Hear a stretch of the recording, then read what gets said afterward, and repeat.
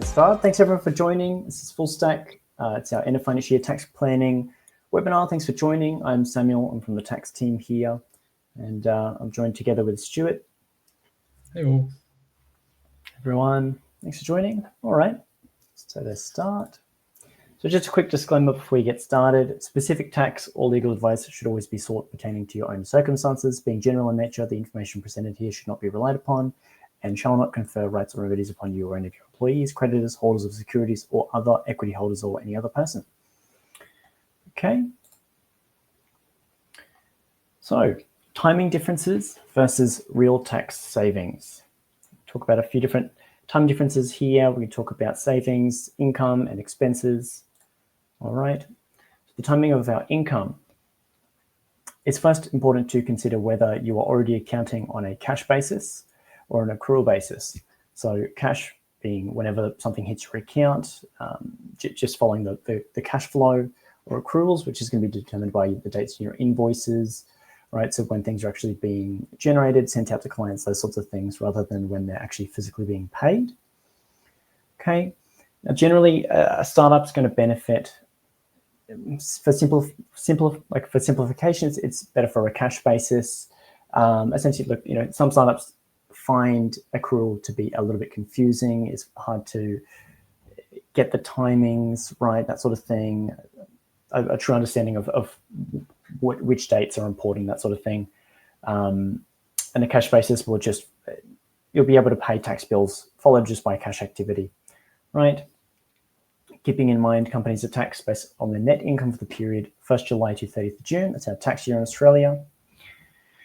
Now, to take advantage of some of the timing differences for income, okay, if we are on an accrual basis, can we defer any of our June invoices to July? Is that possible? Can we wait a few days? Do they need to go out right now? Right, that's going to just push that down the line, right? It's important to consider when we are just deferring dates and moving income or expenses to the next year. That's probably not a true tax saving, right? If we are just a standard base rate entity or a company, if you have a small business, your tax rate is likely set at 25%, right? Generally speaking, pushing that down the line, that's not going to be a tax saving. It's going to help you for cash flow reasons, sure, and that's great. But just keep in mind that is going to come back in the next year. Okay, similar for our deductions. Can we bring forward any expenses? Do we have any bills or anything in July? Can we pay them at the end of June, for example, instead? Can we pay on 30th of June so they're deductible in the current year? Again, this is still just deferring the tax to a later year. It's not reducing it permanently. The one thing we can take advantage of here, if we aren't a small business entity, if we're not just a company, and our marginal tax rate is changing per year, if we're an individual, for example, or a sole trader, if we have a particularly high marginal tax rate in one year and a lower marginal tax rate in the next year, for example, if our circumstances would change in business, is it a change in our trading circumstances, that sort of thing, can we take advantage of that, right? If we have a low marginal rate and a very high marginal tax rate in the next year, can we recognize our income in the year with our lower tax rate? Keeping in mind as well, this only applies to legitimate business expenses, nothing personal. So, yeah, no personal expenses in our books, right? Okay. Next is going to be bad debts. A reminder: if we have any bad and undoubtful debts during the year, okay, make sure we do a full review of our accounts receivables, accounts payables. And see what needs correction adjustments. If we need to write off any bad debts, keep in mind the date that we make that decision. If we decide it's no longer recoupable and we're going to write it off, if we make that decision post 30th of June, that's too late, and the deduction will be in the following year. So that's very important. The date we make that decision is going to be when the deduction is claimed. Prepaid expenses. Can we claim up to 12 months worth of prepaid expenses? There's some very common examples. Can we pay rent up front if we're paying monthly? Can we organize something with our rent provider? Insurance, so we're paying that on a monthly basis. There's very often an option to pay that annually. And similarly with subscriptions, can we pay that in advance? All right, just an example of bringing forward some expenses. Here's a company with a net income of $300,000. We have a July expense and an option to pay it on the 10th of June. It's a $10,000 expense or a base rate entity, so we have a 25% tax rate. With no deferral, it just sits as it is, $300,000 net income. Tax on that income is $75,000. If we do decide to bring forward the 10K worth of expenses, we're reduced to $290,000, and our tax is also reduced to $72,500, resulting in $2,500 less for us to pay. Again, that's just pushing it down the line, but that's great for cash flow, right? Okay, the instant asset write-off. It has gone through a lot of changes in the recent years, but for 2025, it is still available. It's capped at 20,000. This is per asset, okay? So we can use it for multiple assets. If you have multiple assets that are part of a set, the set is subject to that limit as well. Keep in mind, if we're writing off any assets, the asset must have been paid and installed ready for use by 30th of June. So if we need to order any large machinery, if we order that and there's shipping delays, that sort of thing, keep in mind, if we purchase that on the 30th of June, it's likely not going to be installed ready for use, okay? It excludes capital works, building improvements, and obviously private portions. So yeah, no buying any Ferraris, okay? Now this is available for small business entities. The current threshold, that's 10 million turnover. And keep in mind, the aggregated turnover includes all of your related entities and affiliates. So just if you're unfamiliar with that sort of terminology, just get in touch and see if you have anything to be concerned about and to confirm you are still eligible for 2025. Okay, some common mistakes, missing deduction deadlines. So as we said, some deductions and decisions do need to be made by 30th of June, all right? Ignoring trust distribution requirements, we'll touch on that a little bit later. That is very important. Not paying super and wages by 30th of June. So although we may be paying super by the quarterly due dates, if we don't pay April to June's quarter by 30th of June, the deductions available next year. Okay, similarly for bonuses, just make sure we're paying them by 30th of June. All right, there are some deadlines, ESOP, ESIC, TPAR coming around. They're all very soon after June, all right? So just keep those in mind. And improper record keeping. So although, you may be able to claim the deduction now, if you ever review the BATO and you have improper record keeping, it's likely to be disallowed later on down the track, in which case you may have a bit of a surprise tax bill, okay? So just make sure we have good, proper record keeping. All right, so superannuation, as I said, make sure we're paying by 30th of June. And if we are using a clearinghouse, something like Zero Super, okay, it does require processing. There is a processing time for that. Currently, it's up to 2 weeks. It is quite a bit of time. Just keep that in mind. It does need to be physically received and processed by each individual super fund before that is deductible, okay? Supers are only deductible in the year it is paid and deductible on a cash basis. All right, and for 2025, if we're wanting to look at increasing our concessional contributions to take advantage of maybe additional super contributions, for our founders, the cap is $30,000. We have an example here for a concessional super contribution, right? So taking advantage of the way we are remunerating ourselves as founders. We have a founder's income of 120,000, right? Concessional contribution of 30,000 and tax rate of the super is 15%. With no contribution, our founder's income is just at the standard 120,000. The taxable income plus the Medicare levy is 29,188 with after-tax income of 90,812. If we were to move 30,000 of that to be super, okay, $90,000 in net taxable income, that's our 120 less the 30. The tax on our income plus the Medicare levy is reduced to 19,588.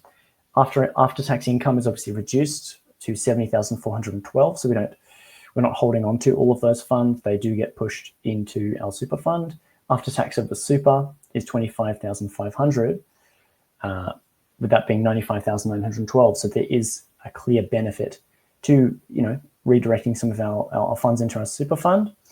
Obviously, if we need all of those funds in our current environment, okay, this may not be ideal for you. The funds still need to go to your super fund, so just keep that in mind. Okay, Division 7A, if you have taken money out of the company, all right. So make sure we're clearing out our shareholder loans by 30th of June. So a bit of a reminder, if we have, as founders, directors or shareholders, if we've taken money out of our companies or maybe paid for personal expenses with company bank accounts, all right, and all those funds have not been returned to the company by 30th of June, we likely have run into some Division 7A issues, okay? Now, we can't just have a running loan from our company to ourselves with no terms, no interest rate, that sort of thing. If we do no action, nothing, if we don't do anything about it, it's likely going to trigger a deemed dividend, okay? It can be particularly nasty for tax purposes. I would stay clear of that, okay? We just generally want to repay these by 30th of June. Now, we can convert our loans into a Division 7A loan compliant loan agreement, but keep in mind there is going to be minimum repayments per year, an ATO specified interest rate, okay? It's currently 8.77%. So keep that in mind as well. Generally, we just want to repay those. Okay, a good way to repay by the end of the year is, let's say we had $20,000 in drawings from the private account, to the private account, okay, and that was in May. Obviously, involve your accountant. They're going to calculate, let's say, a $30,000 bonus. That's going to be $20,000 after tax with $10,000 of PAYG, okay? We're not receiving these funds, obviously. This is cleared to the loan account. So this is going to clear the loan account. It's going to remove our potentially Division 7A issues. And just keep in mind, we're going to have a $10,000 PAYG liability, right, to pay to the ATO as well. All right, so the importance of trust distribution minutes. Let's talk about a very simple scenario here. If we have a trading company, shares are held by our family trust, and we have our founders up the top, right? Now, pre-30th of June, we can pay out profits from our company to ourselves as founders via a wage or a bonus.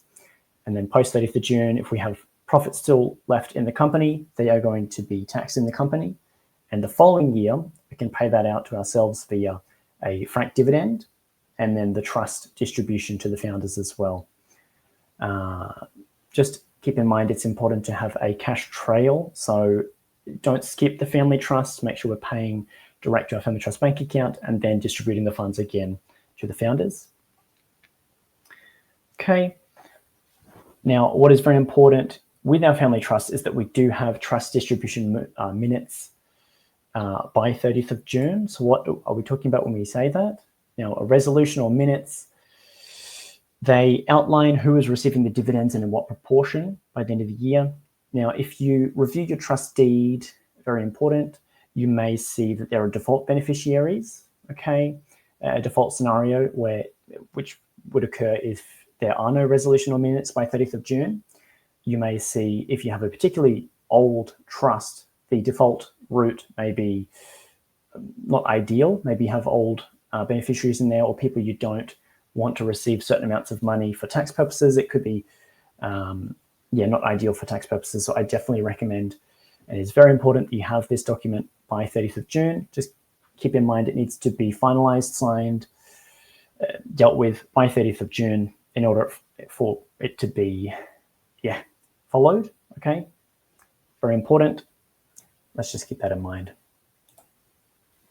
Now, I'm just going to talk very, very briefly. If you have a very standard scenario, you know, your trust is paying out cash direct to our beneficiaries. If the people you've put on the beneficiary are receiving the funds, that's fine. If that is not the case, please get in touch. There could be a lot of issues here. Yeah. All right. I'm just going to leave it off and push towards Stuart now. He's going to take you through our structures in our finance department. Thanks for that, Sam.